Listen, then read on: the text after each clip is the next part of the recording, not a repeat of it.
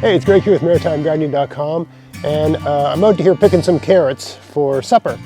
And I thought I would do a video on how to grow big, awesome carrots. I got really good carrots this year, and I just sat down and jotted down like all the things I think are essential to having great success with carrots. A lot of people have trouble with carrots. They have trouble getting them to germinate, or even if they grow, they're kind of small and pathetic and that sort of thing.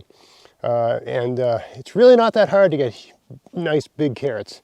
And for those that think that like the small ones are sweet and the big ones are tough and woody and don't taste good, that is not true. If they're happy and they have everything they need, the big ones taste just as good as the small ones, right? Basically, if you've got good soil and all the right conditions, you're gonna have delicious carrots no matter how big they are, in my experience anyway. And of course, different varieties taste different. Some varieties just taste better than others. That's just how it works. Okay, so let's get started here. First, I'm gonna pull a few out of the ground so you can see that I'm speaking from experience, okay? All right, so I got one over here. Looks pretty good. I hope I can just pull this out without the need for the trowel. Yeah, so that's a nice one.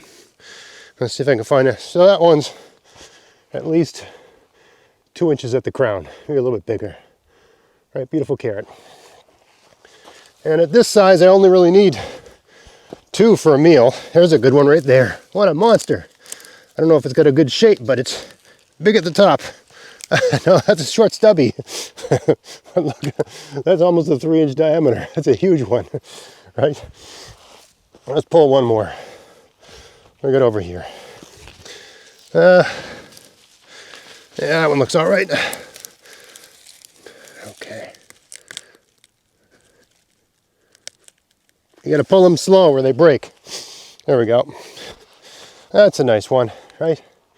Nice big carrot. See? Now, they're not all that big, but I mean, a lot of them are this size. You know, very few have this 3-inch diameter thing, right? So I got, let's say, 25% are like this, and 50% are like this, and then a few more are smaller, right? And there's reasons for that too that are easy to explain. So let me talk about everything you need to do to have great carrots. Number 1, location. Plants need sun. A good majority. What is this root? What is the root of this carrot? This is energy that the plant has captured from the sun and stored in its root in the form of sugars, carbohydrates, right? Well, it can't store energy if it can't get it. You need a location with lots of sun, at least where I live, right? I live in Nova Scotia, Canada, zone 6A. Perhaps in really warm places there is such a thing as too much sun, but where I live there's just no such thing as too much sun for a lot of plants.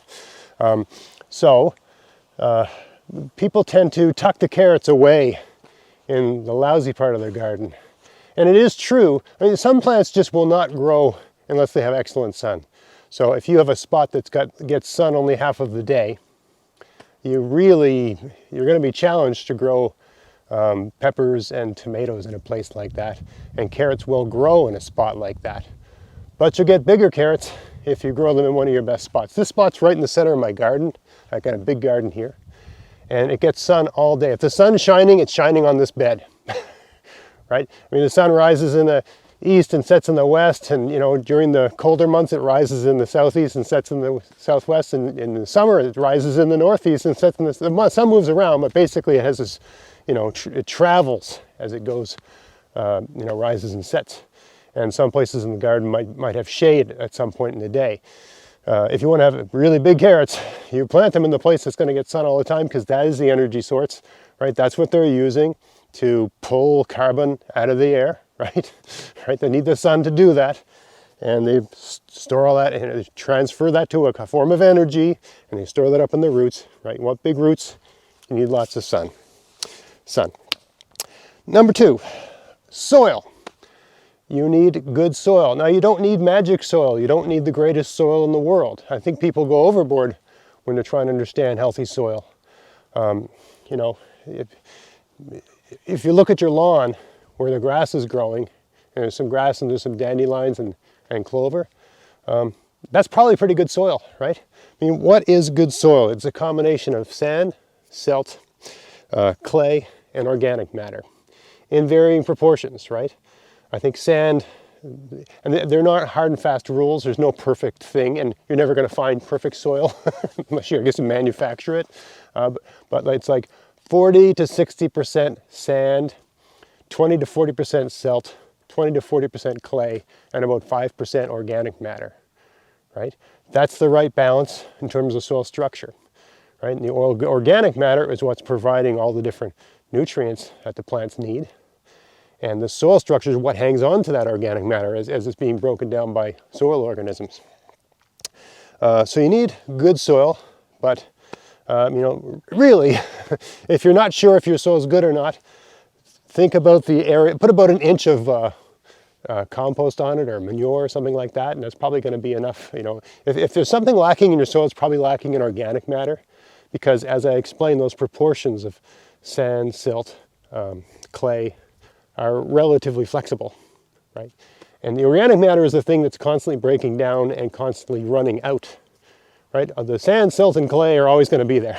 Right? They're not really going to change that much unless you're talking a geological time, thousands of years. It's the organic matter. It's constantly becoming less, right? It's constantly breaking down, so it has to be replenished. So if you've got the right soil structure, right, then the plants are going to have the water they need, because that soil structure is going to hang on to really well. I mean, think about all sand, right? The water just runs right through it.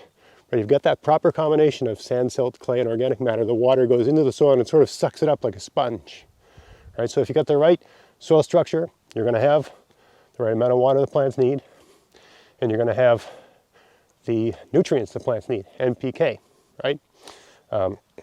And the nitrogen and phosphorus and potassium and everything else the plants need. All that is provided by virtue of the organic matter being broken down and nutrients becoming available to your plants. And you're going to see as I go down here, everything is about sun, nutrients, and water. The plants need what they need, right? Okay. The other thing is planting time. People have a hard time getting them. Carrots need a long time to grow well, to achieve size. And you want to plant them as soon as you can, especially if you're in a northern climate like I am. But you don't want to plant them too soon, right? Or they just won't germinate. And if you plant them too late, it's too difficult to get them to germinate because there might not be enough rain. You sort of plant them in that perfect time of the spring where there's enough sun for things to be warm enough to germinate, but enough rain for the soil to be kind of moist all the time, and the seeds can have the right amount of moisture they need right around the surface, because you don't plant carrots very deep. My trick for the planting time is to just take a note in the spring when you start seeing yellow dandelions everywhere on your lawn, on your neighbor's lawn, that sort of thing in your general area, ideally right on your lawn. I've got dandelions on my lawn. When you start seeing the yellow dandelion flowers, that's when it's time to plant your carrots. At that time of the season, there should be enough heat from the sun and enough water from the rain that your carrot seeds are relatively easy to get germinated without a lot of work from you. Okay, so again, that's about sun and water, right? It's either sun, water, or nutrients. So right planting time, they're going to get the sun and water they need to germinate and get established before things get really hot and really dry, right?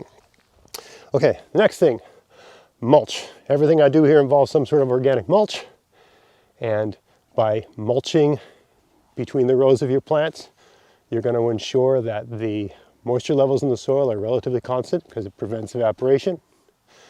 You're going to suppress weeds.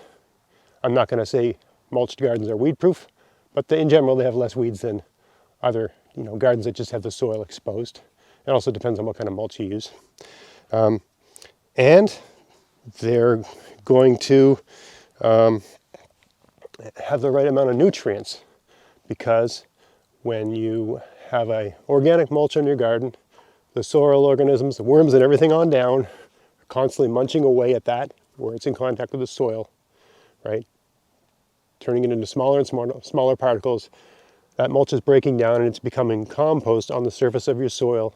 Every time it rains, right, nutrients from that compost gets down into your soil, becomes available to your plants. So keeping your soil mulched is a great way to maintain that 5% organic matter content in the soil structure. Okay, next thing, weeding. Okay, If you keep your garden properly weeded, the plants are going to get the water they need because they're not competing with weeds for the water. They're going to get the sun they need because the weeds aren't going to shade out the plants. Weeds often grow more vigorously than plants, so they block out the sun and rob it of that resource. And the weeds and the plants aren't going to be competing for nutrients. So weeding is important. There's all kinds of strategies for reducing the amount of work involved in weeding and keeping the weeds down. Keeping the soil mulched, of course, is a great way to achieve that. You know, for me, I got different tricks for doing it, but generally speaking, there's a part of the summer, usually maybe July, I think, where I have to weed my garden. And I have to do a fairly serious, you know, like this garden here. I probably came out here and spent about an hour or so weeding it. And then I covered everything with mulch and didn't do any work since then. So I mean, when the dandelions were out, I planted the seeds. I prepared the soil and planted the seeds. I might have taken half an hour, 40 minutes, right? And then sometime in July, I weeded it and put a mulch down, replenished the mulch on the soil. And that's all the work I did here, and I got lots of carrots. So keep it mulched. I like to use leaves because people stick them in bags at the end of the driveway and you can just take them. You can also use the bags. They're great for suppressing weeds as well. Those paper weed bags, right? Paper mulch bags or whatever they're called. Those paper bags that people put their leaves in. Next thing, spacing. Okay, spacing out the plants. Now, just like weeding, spacing enables each plant to get the sun, the water, and the nutrients and pK that they need. If the plants are too close together, right, each plant's foliage is shading the other plant's foliage, right? So there's a competition for sun. Everything runs on sun. Think about sun like the batteries that run your garden, right? And by putting things too close together, they're just not getting full battery power, right? They don't got all the bars, right? They're not getting full energy, okay? Also, if you have them too close together, they're competing for nutrients and competing for water. And because they have to expand, if they're right against each other, they just can't, you know, they're literally competing for space to expand and achieve size. So they might get a weird shape, or they might just, because of that, just not achieve their full size. And I got some here where just a couple spots just for inattention or whatever, I did not properly thin them. And so I got like little clusters, you know, 5 carrots in an area this big, you know, 4-inch diameter. And they're all, you know, an inch or less size carrots, which is fine. But I prefer this sort of thing because it's just easier to prepare for cooking, right? It's just, from a culinary point of view, prep time, it's easier to peel. Like I'm going to do a stir fry tonight, and I don't know if I'm going to use 1, 2 of these is probably enough, right? For a lot of carrot in a stir fry, right? So, you know, that's one meal you peel 2 carrots, right? If it was a Sunday dinner and we had like a roasted chicken and we wanted to have some nice carrots alongside of it, maybe roasted in the oven, a little salt and pepper, you know, roasted in the oven, these 3 carrots would be enough for my family and my mom coming over to visit, sort of thing, right? So peeling 3 carrots for a family, for a meal, for 5, not bad. So yes, spacing. And the spacing is, you do it at the same time when you weed the garden. In July, when I spent an hour weeding here, I spaced the plants too. Basically, you're just treating the plants that are in between, you're treating the carrots that are in between the ideal spacing for your carrots as weeds. What's the right spacing? About 2 or 3 inches apart, right? It doesn't have to be perfect. Minimum of 2 inches apart. But you make little decisions, like if you've got 2 that are close to one, you know, 2 that are 2 inches apart, you know, I space them out, but I tend to try to leave the biggest, healthiest looking ones, right? So I don't follow that rule perfectly. If I've got 2 that are really big, and they're a bit too close to, let's say, 1.5 inches together, I leave them, because if the ones nearby are smaller, I get rid of them, right? So you're weeding for spacing, not weeding, you're thinning for spacing, but you're also removing the carrots that just aren't growing with vigor for whatever reason, right? There's variation, even if you got all the same variety like I do here. So you're weeding for space, or sorry, you're thinning for space, but you're also just, you know, making decisions about winners and losers, right? It's very possible that in July, You've got enough little baby carrots that you can use the ones you've pulled for a little meal or something like that. I don't find they taste as good in July as they do this time of year. I'll talk about that later. But you can eat the carrots you pull. You should, in July, maybe have something like a baby carrot. Maybe there's a meal we make here called hodgepodge, which is sort of like a baby vegetable chowder. That's when you'd use that for a hodgepodge or something like that. Or maybe just cut up in a little tiny stir fry or whatever. So spacing, very important. I can't stress, I mean, everything on this list is important. If you don't do the spacing and you don't do the weeding, you're not going to get anything, right? You got the right soil and the right location and all that sort of stuff. But if you don't space and you don't weed, the plants can't make use of that ideal location and that good soil, right? So all these things are connected. Okay, 2 more things here. The next thing, time. Carrots take a long time to grow. I mean, people consider them to be a fast-growing cold weather crop. But they take months to grow to achieve size, right? I plant these around May, generally speaking, and I don't start harvesting them until November, around now. I didn't even bother with them, right? I just eat up. I got other things. I got a big garden, 2,500 square feet. I got a lot of things to harvest in here. So during the summer, in the spring, in the summer, even early fall, I don't bother with the carrots. I just leave them alone. If I need 1 or 2, I'll take them, but I don't harvest them, right? I leave them because they're still growing, right? Look, we got green foliage, right? These aren't dead and frost burnt and, like when your plants are done growing because the foliage tells you they're done. It just goes, oh, I can't do this anymore. It's too cold for me, right? So these plants are still growing. They were still growing in September. They were still growing in October, and it's November, and because it's unseasonably warm, as far as I can tell, they're still growing. A lot of them seem to have been nipped off at the top.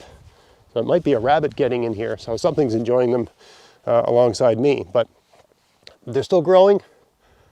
So let them grow. You don't have to. I mean, once the soil starts to freeze, you got to get them out or they're going to get frozen in place, right? It'll be too cold. But let them grow for as long as you can let them grow. Why? I see all the time on Facebook people showing their carrot harvests in like September. And people in my area, right? And places where winter comes even later. I'm like, why are you harvesting them now? They're still growing, let them grow. They're still gathering energy from the sun and storing it in the roots. You can't eat sun, plants do. Right? They get the energy from the sun, they turn it into food. Let them do their work, right? Harvest them later, okay? And finally, apropos of that, carrots taste their best after a few frosts, after a lot of frosts, right? The longer you can leave them in the ground when you're getting frost overnight, the better they're going to taste, right? The chemical composition of the root starts changing, and a lot of the carbohydrates are becoming more like sugars, right? The plant's changing its chemical composition to be a little bit more freeze-proof, and it's getting a higher sugar content. And they taste better if you leave them in the ground as long as you can. So it's another reason to leave them in the ground as long as you can. We had a snowstorm here last week. This was all covered in snow. Now all the snow is gone. It looks like September, even though it's November. But the snow's all gone. I didn't pull them out of the ground. I mean, I leave them in the ground until the ground's really started. Every morning the ground's frozen a bit, and then the ground thaws, and the ground freezes and the ground thaws. And that could happen any time now, right? We're into early November. Usually I pull them all out in around December, right? But it really depends on how things are looking. You don't want to get them frozen. Last thing you want to do is be out here with a pickaxe, picking them out of the ground. And there are tricks for just leaving them in the ground all winter. You put a little dome over the thing, create a little microclimate, almost like a cold frame, like a portable temporary cold frame. And I've done that, and I tend to do that every year. So there is a way to just leave them in the ground and harvest them as you need them during the winter. And I'll do some of that as well, but you don't have to. And I've got videos on storing carrots and leaving them out and all that sort of stuff. Really not the point. The point is, leave them out there and let them have those cold nights. Let them have that frost. We're getting frost every night now, and the odd bit of snow here and there. All of that's going to make them taste better and better. I mean, you grow these nice big carrots. You want them to taste good. These are going to taste a little bit better every week, right? We had some a couple weeks ago. They're okay. We had some very recently, a little bit better. Next week, even better. Like it really does. Like week to week, you notice a change because the carrot's changing. All right, so that's tips and tricks. I mean, there's no secrets here, right?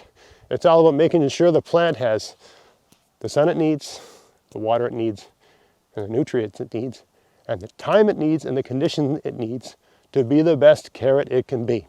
That's it. It's really not that complicated.